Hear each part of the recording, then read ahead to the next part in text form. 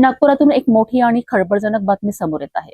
Sitabardi police station हद्दीत रात्रीच्या वेळी तरुणांच्या टोळक्याची दहशत निर्माण झाल्याचा आरोप असून नागरिकांवर हल्ला आणि हुल्लडबाजीचा प्रकार सीसीटीव्हीत कैद झाला आहे।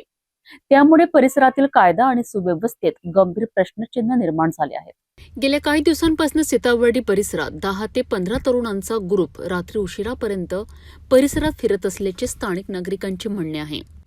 सार्वजनिक ठिकाणी दारू आणि गांजासारख्या पदार्थांचे सेवन केल्याचा आरोपही नागरिकांकडून करण्यात येत आहे। या प्रकाराला विरोध केल्यानंतर वाद वाढला आणि काल रात्री नागरिकांसोबत मारहाणीची घटना घडल्याची माहिती आहे।